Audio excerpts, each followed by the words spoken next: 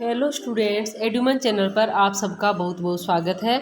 आज की इस क्लास के अंदर हम पढ़ेंगे आयरन डेफिशिएंसी एनीमिया।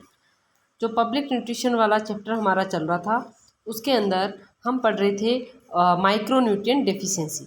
तो माइक्रोन्यूट्रिएंट डेफिशिएंसी के अंदर हम पढ़ेंगे आयरन डेफिशिएंसी एनीमिया क्या है।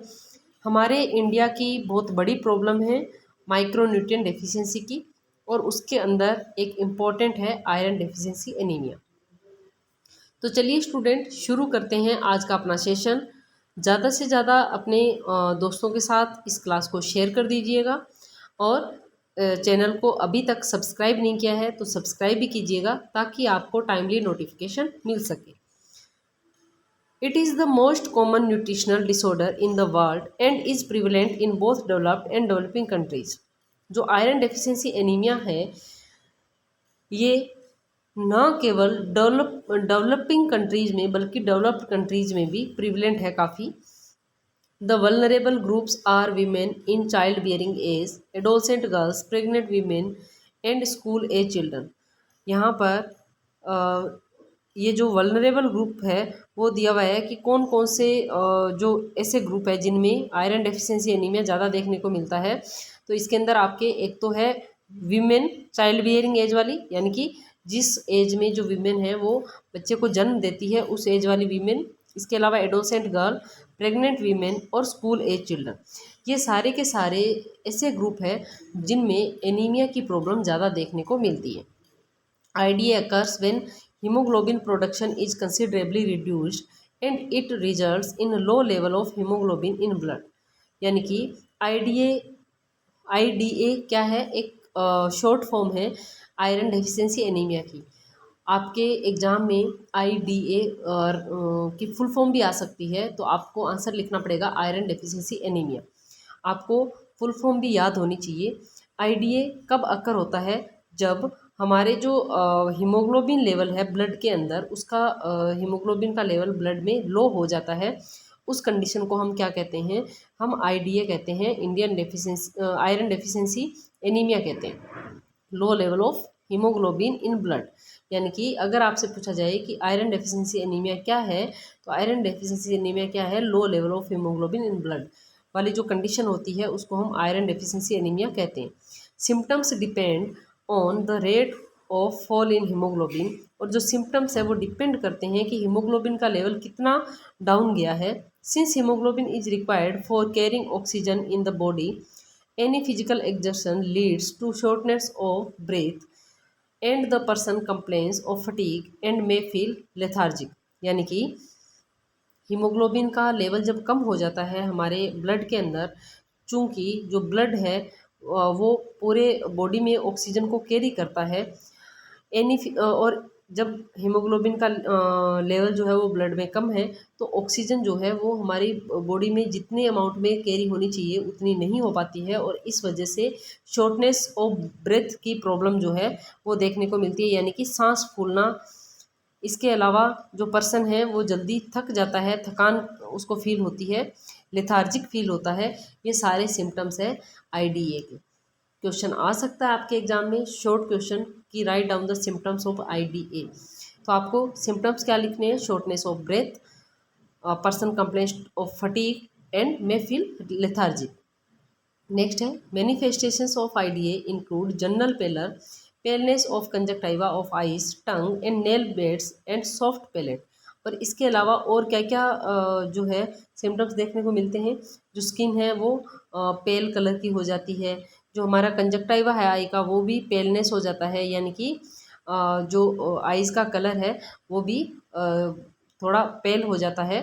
और जो टंग्स है, नेल है, इनका भी कलर कैसा हो जाता है? पेल हो जाता है। In children cognitive functions are adversely affect. और जो चिल्ड्रन होते हैं यानी कि जो बच्चे होते हैं उनका कॉग्निटिव फंक्शन भी अफेक्ट हो जाता है, यानी कि अटेंशन स्पैन, वो जितना अटेंशन उनको देना चाहिए वो अटेंशन नहीं दे पाते हैं।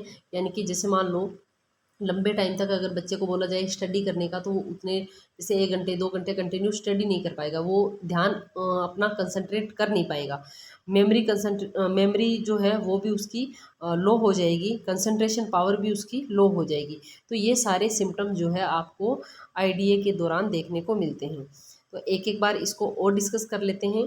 सबसे पहले iron deficiency anaemia, full form IDA की है।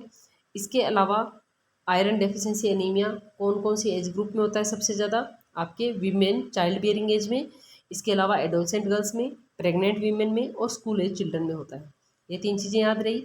उसके बाद में आपको देखना है कि आईडीए जो है वो कैसी कंडीशन को हम बोलते हैं। तो आईडीए हम कैसी कंडीशन को बोलते हैं? जब हमारे हीमोग्लोबिन का लेवल ब्लड में कम हो जाता है, नॉर्मल से कम हो जाता है, तो उस कंडीशन को हम आईडीए कहेंगे। इसके अलावा जो इसके सिम्टम्स जो है वो क्या क्या देखने को मिलते हैं हमें? सांस का फूलना, शॉर्टनेस ऑफ ब्रेथ, इसके अलावा जो है फटीग और लेथार्जिक, ये सिम्टम्स हमें देखने को मिलते हैं। इसके अलावा और क्या है कि हमारी जो स्किन है, हमारा जो आई का कलर है, हमारे टंग का कलर है, नेल्स का कलर है, वो भी पेल होना शुरू हो जाता है। और और क्या सिम्टम्स देखने को मिलते हैं? जो चिल्ड्रन है उनका जो कॉग्निटिव फंक्शन है वो डिस्टर्ब हो जाता है, यानी कि वो अटेंशन नहीं पे कर पाते हैं, मेमोरी उनकी कम हो जाती है, कंसंट्रेशन पावर उनकी वीक हो जाती है। ये सारा था आपके आईडीए के बारे में। नेक्स्ट है विटामिन ए डेफिशिएंसी, जिसको हम शॉर्ट में कहेंगे VAD। अगर क्वेश्चन आता है right down the full form of VAD, तो आपको लिखना vitamin A deficiency. Vitamin A is necessary for maintenance of healthy epithelium.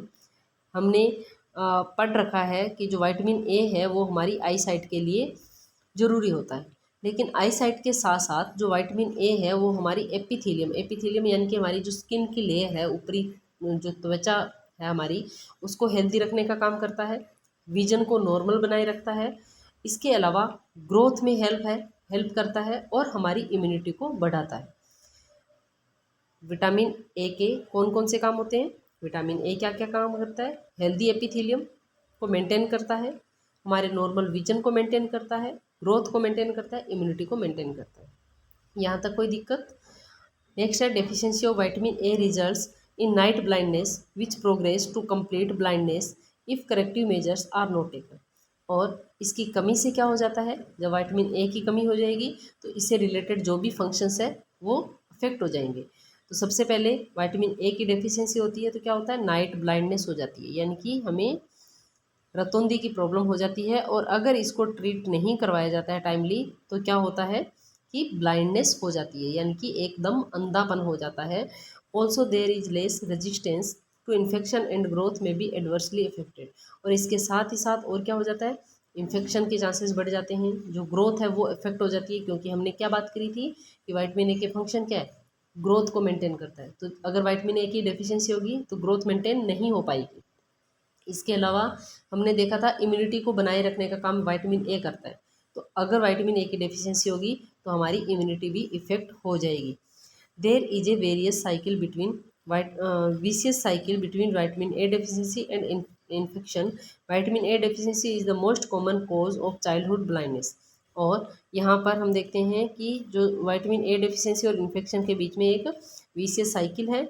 और विटामिन ए की डेफिशिएंसी जो है वो जनरली जो चाइल्डहुड एज होती है उसमें ब्लाइंडनेस का कारण बनती है, यानी कि जो छोटे बच्चे होते हैं, जो चाइल्डहुड एज के बच्चे होते हैं, उनमें जनरली जो ब्लाइंडनेस है वो विटामिन ए की डेफिशिएंसी से देखने को मिलती है। ये था आपके विटामिन ए डेफिशिएंसी क्या है। ये देखो vicious cycle of vitamin A deficiency and infection. सबसे पहले यहाँ पर देखो विटामिन ए की डेफिशिएंसी हुई। जब विटामिन ए की डेफिशिएंसी हुई तो इंक्रीज सस्केप्टिबिलिटी टू इन्फेक्शन, यानी कि विटामिन ए की डेफिशिएंसी है तो इट मीन्स हमारी इम्यूनिटी क्या हो जाएगी? वीक हो जाएगी।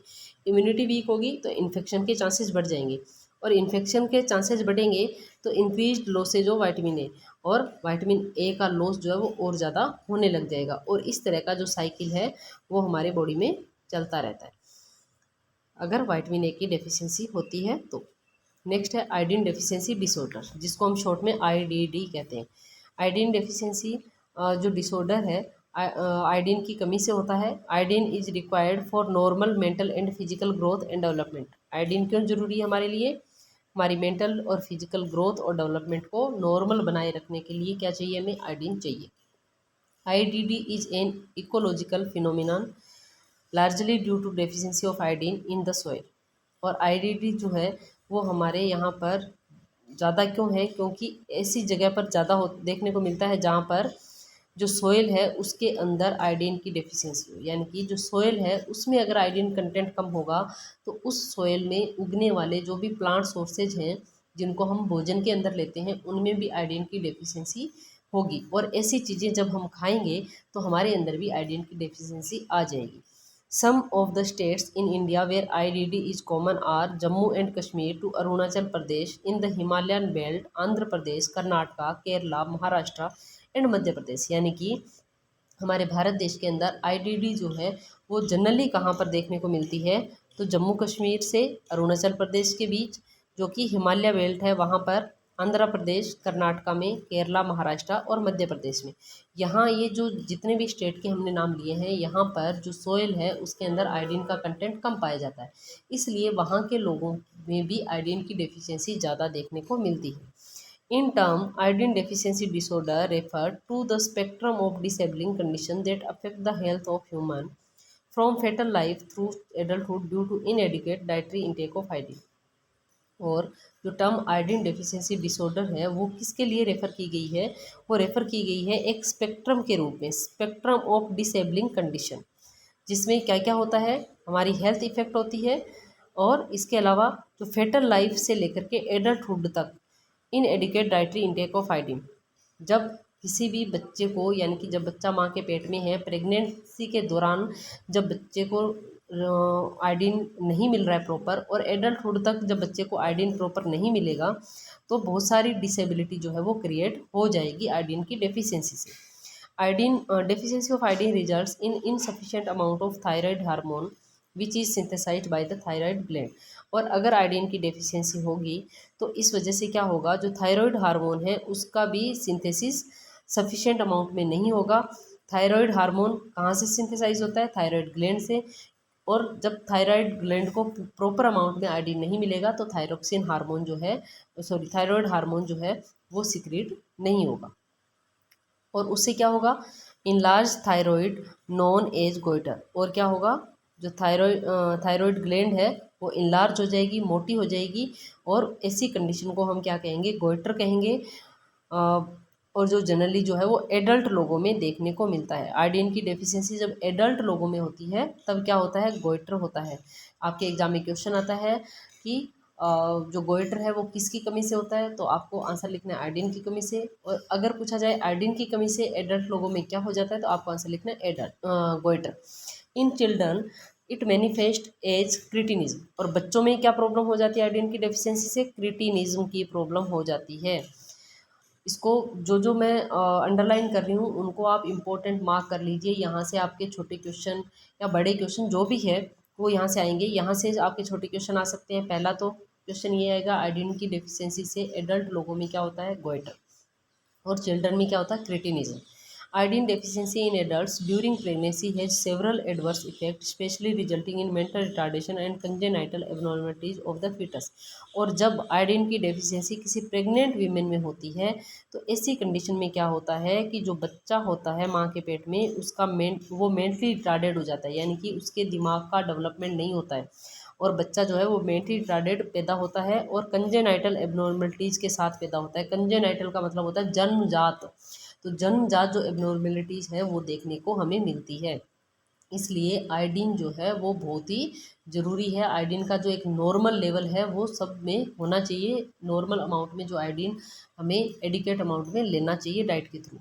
Unfortunately this effect is irreversible. और ये जो इफ़ेक्ट है, कौन सा इफ़ेक्ट, जब प्रेग्नेंट वीमेन को जो आयोडीन कंटेंट कम होता है और उस वजह से जो बच्चा है वो मेंटली रिटार्डेड पैदा होता है, या फिर जो बच्चा है उसमें कंजेनाइटल एबनॉर्मलिटीज़ पाई जाती है, तो वो वाली जो कंडीशन होती है वो इरिवर्सिबल है, यानी कि हम उसको चेंज नहीं कर सकते, रिवर्स नहीं कर सकते।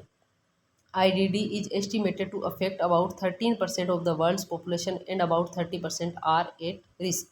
और IDD की वजह से पूरे वर्ल्ड की बात करें तो 13% जो पॉपुलेशन है उनमें आयोडीन डेफिशिएंसी पाई जाती है, और 30% जो है वो रिस्क लेवल पर है, यानी कि उनमें कभी भी आयोडीन की डेफिशिएंसी हो सकती है। तो ये तो था आपके माइक्रोन्यूट्रिएंट डेफिशिएंसी डिसऑर्डर, कि हमारे इंडिया के अंदर कौन कौन से माइक्रोन्यूट्रिएंट की डेफिशिएंसी जो है वो प्रीवलेंट है, जनरली कौन से न्यूट्रिएंट की डेफिशिएंसी देखने को मिलती है। यहाँ से आपके एग्जाम में बड़ा क्वेश्चन आएगा। बड़े क्वेश्चन में आपको पीएम यानी कि मैक्रो और माइक्रो न्यूट्रिएंट डेफिशिएंसी जो है वो उससे रिलेटेड आएगा पूरा, और छोटे छोटे क्वेश्चन मैंने आपको सारे अंडरलाइन करवा दिए हैं। इसके बाद में आपके स्ट्रेटजीज और intervention to tackle nutritional problem. जो न्यूट्रिशनल प्रॉब्लम है उनको टेकल करने के लिए हमारी जो गवर्नमेंट है उसने क्या क्या इंटरवेंशन किए हैं, क्या क्या जो है स्ट्रेटजीज प्लान करी है। As our former prime minister doctor Manmohan Singh stated in one of his speeches, the problem of malnutrition is a matter of natural shame, national shame। यानी कि हमारे जो प्राइम मिनिस्टर हुए थे डॉक्टर मनमोहन सिंह, उन्होंने अपनी स्पीच में क्या कहा था कि जो माल न्यूट्रिशन की प्रॉब्लम है वो किसी भी राष्ट्र के लिए बहुत ही शर्म की बात है। I appeal to the nation to resolve and work hard to eradicate malnutrition in 5 years। और उन्होंने बोला कि मैं अपील करता हूँ कि हमारा जो नेशन है वो इस प्रॉब्लम को रिजोल्व करे, इसका सॉल्यूशन करे, और इस माल न्यूट्रिशन को इरेडिकेट करने के लिए हार्ड वर्क करे, यानी कि इसको ख़त्म करने के लिए हार्ड वर्क करे 5 साल के अंदर अंदर। यानी कि जो माल न्यूट्रिशन की प्रॉब्लम हमारे देश के अंदर है वो 5 साल के अंदर अंदर ख़त्म करने के लिए हार्ड वर्क करें। There is a need to adopt a multi disciplinary approach to solve nutritional problems. और यहाँ पर जो है न्यूट्रिशनल प्रॉब्लम को सॉल्व करने के लिए मल्टी डिसिप्लिनरी अप्रोच की आवश्यकता है। Government is making considerable effort to solve the problem. Government ने भी इस प्रॉब्लम को सॉल्व करने के लिए काफ़ी एफर्ट किए हैं। पोषण अभियान आपके एग्ज़ाम में आएगा 100%, इसको नोट कर लो। पोषण अभियान बहुत इम्पोर्टेंट है क्योंकि ये हमारे राजस्थान से ही शुरू हुआ है, इसलिए ये ज़्यादा इम्पोर्टेंट हो जाता है। पोषण अभियान और the PM overarching scheme for holistic nutrition was launched in Jhunjhunu. पोषण की फुल फॉर्म है पी से पीएम, ओ से ओवरआर्किंग, एस से स्कीम, फोर एच से होलिस्टिक और एन से न्यूट्रिशन।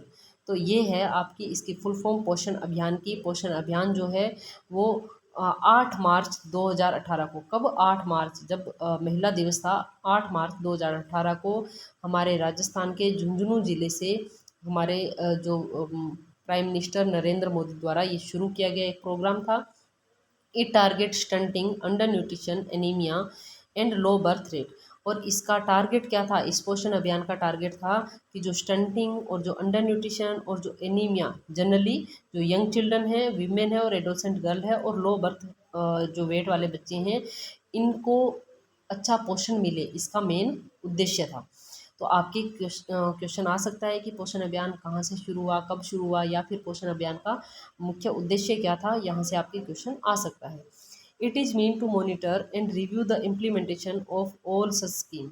और इसका मतलब ये है कि ये जितनी भी स्कीम्स है जो इम्प्लीमेंट की गई है उन सारी स्कीम्स का मॉनिटर करना और रिव्यू करने का काम भी करता है। It's large component involve gradual scaling up of intervention of all district in the country bye 2022। और इसका ये है कि 2022 तक, यानी कि 2018 में शुरू हुआ और 2022 तक ये कंट्री के जितने भी डिस्ट्रिक्ट है उन सब डिस्ट्रिक्ट में ये इंटरवेंशन जो है वो हो गया था।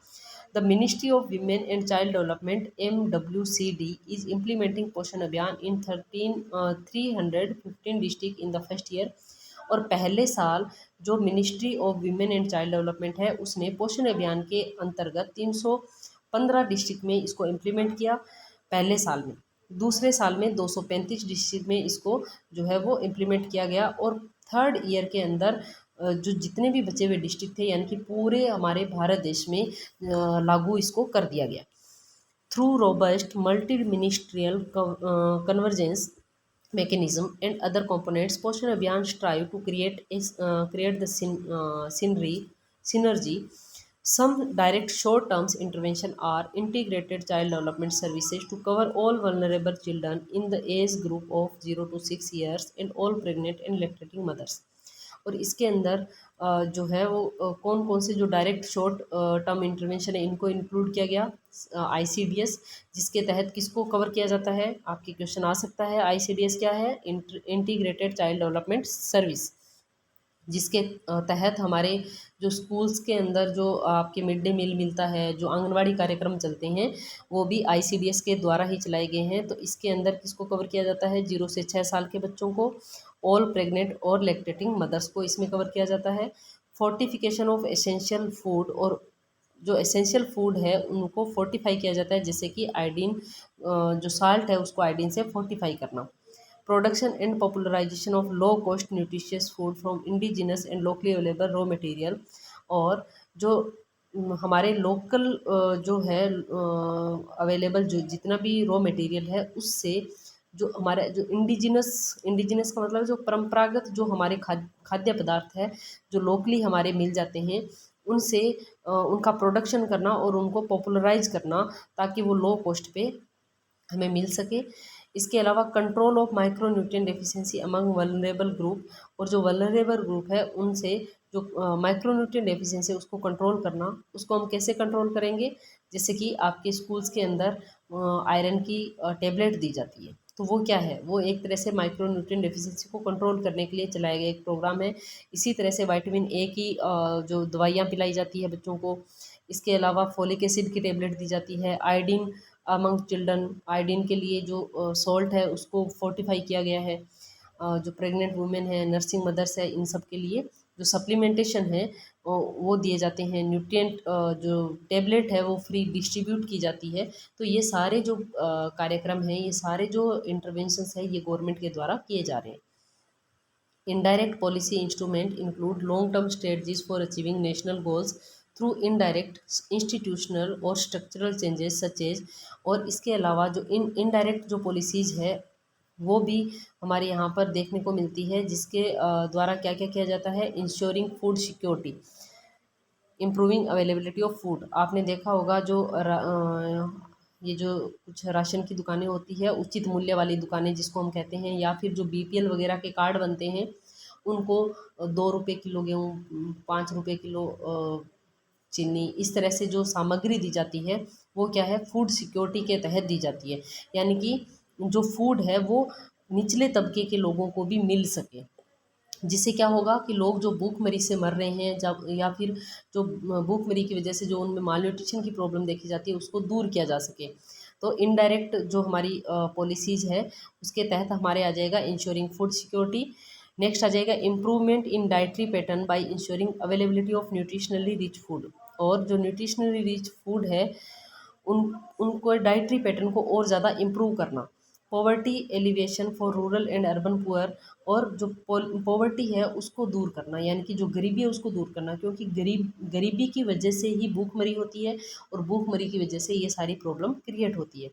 इसके लिए भी जो गवर्नमेंट है उसने एम्प्लॉयमेंट के प्रोग्राम चला रखे हैं, employment generation schemes and public distribution system चला रखा है। Implement land reform, improving health and family welfare, prevention of food adulteration, involvement of media, basic nutrition and knowledge, monitor of nutrition program, improvement of status of women, education and literacy and communication, community participation।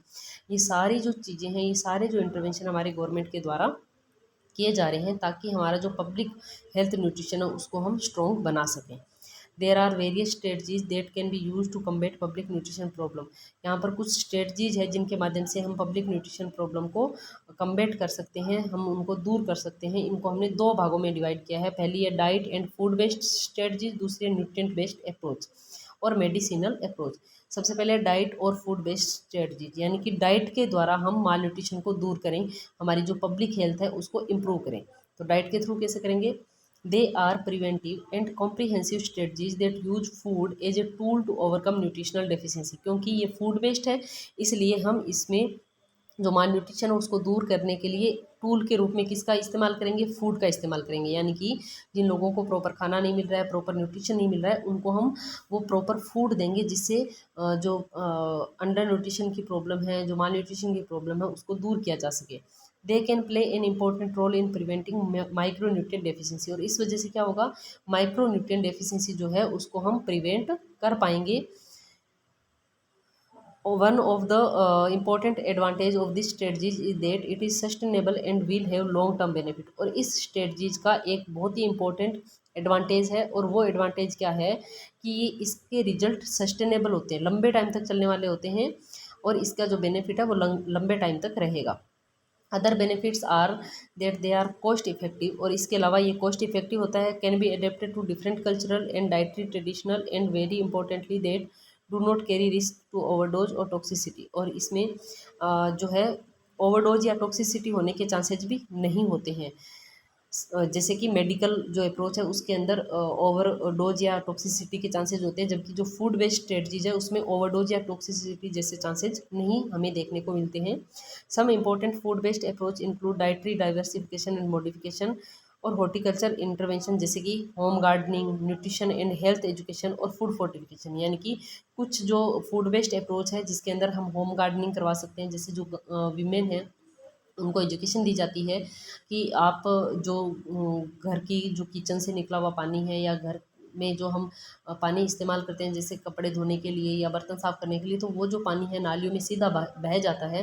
तो उस पानी का इस्तेमाल करके जो घर में खाली पड़ी जगह है वहाँ पर जो फल और सब्जियाँ उगा सकते हैं, जिससे हमें स्वच्छ और ताज़ी सब्जियाँ मिल सके, जिससे हमारे माइक्रोन्यूट्रिएंट डेफिशिएंसी है उनको हम दूर किया जा सकता है।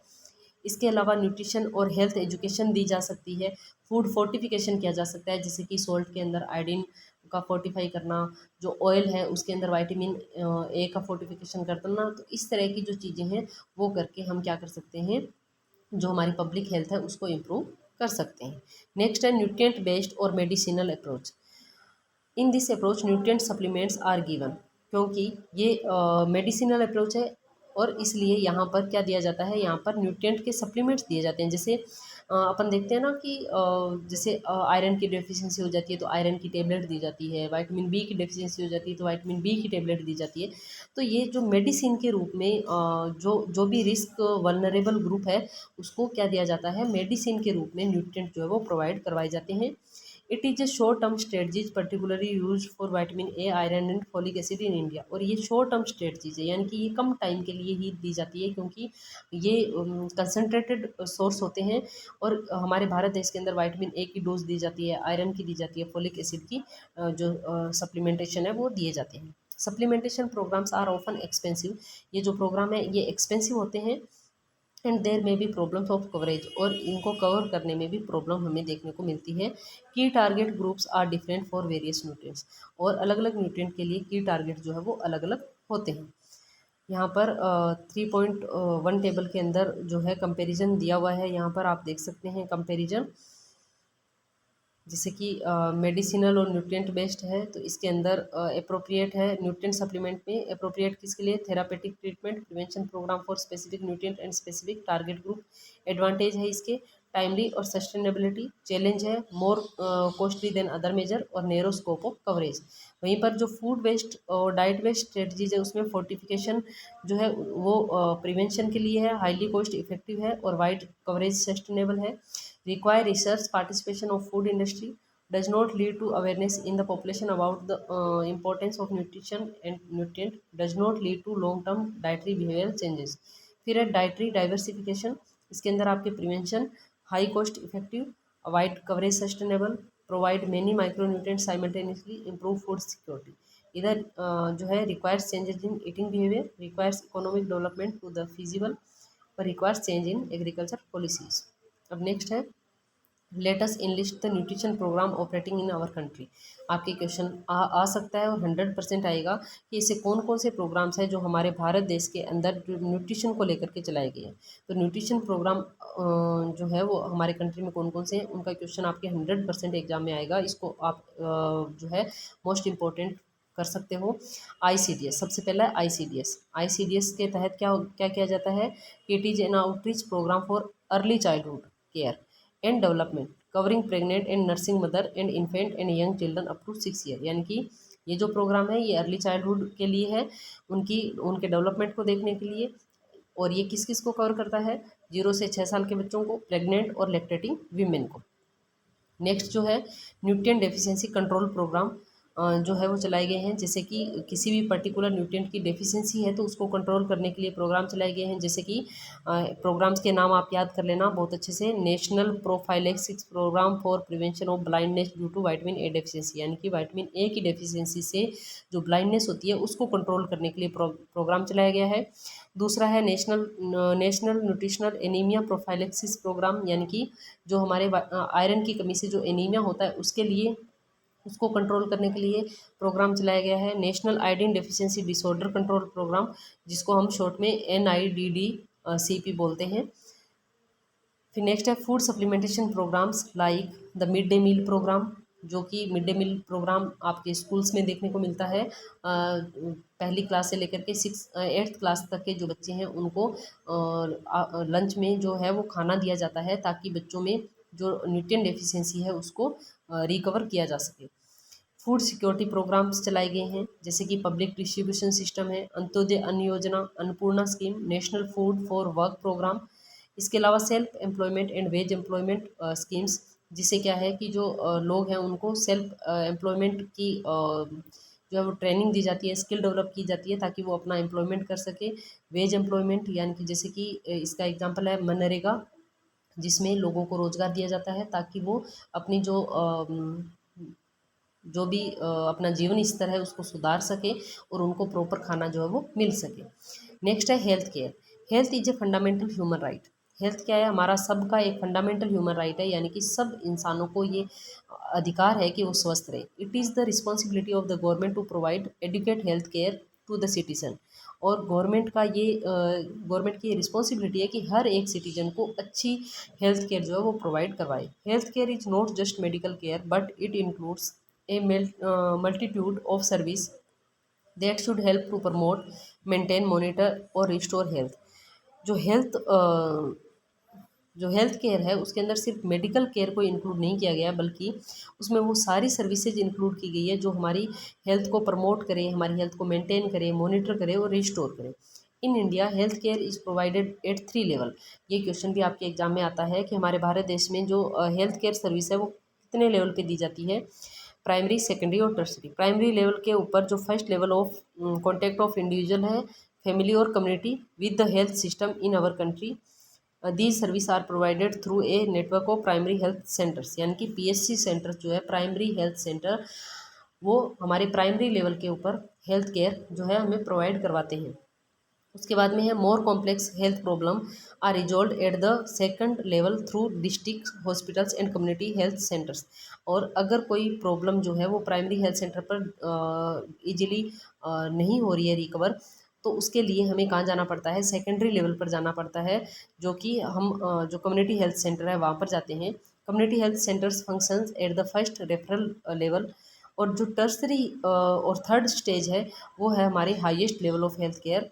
It deals with the more complex health problem and cannot be deal with the first two level। और जो टर्सरी लेवल पर उन सारी प्रॉब्लम का समाधान किया जाता है जो हमारी पहली और दूसरे लेवल पर जिनका समाधान नहीं हुआ था, यानी कि जो ज़्यादा कॉम्प्लेक्स प्रॉब्लम होती है उनको उनका निवारण प्राइमरी और सेकेंडरी हेल्थ सर्विसेज पे नहीं किया जाता है, तो उनके लिए हमें टर्सरी सर्विसेज की ज़रूरत होती है। Institutions at tertiary level are medical college, hospital, regional hospital, specialised hospital and all India institutes of medical sciences. और जो टर्सरी लेवल पर जो इंस्टीट्यूट काम करते हैं वो हमारे जो मेडिकल कॉलेज है वो, हमारे जो रीजनल हॉस्पिटल्स होते हैं वो, और किसी पर्टिकुलर स्पेसिफिक बीमारी के लिए जो स्पेशलाइज्ड हॉस्पिटल है वो, और इसके अलावा एम्स। तो ये सारे के सारे क्या है? हमारे टर्सरी लेवल के इंस्टीट्यूट है जो कि हमारे हेल्थ केयर जो है वो प्रोवाइड करवाते हैं। तो ये तो था आपके चैप्टर पब्लिक हेल्थ वाला, जो कि यहाँ पर कंप्लीट होता है। नेक्स्ट क्लास में मिलते हैं नेक्स्ट चैप्टर के साथ, तब तक के लिए थैंक यू।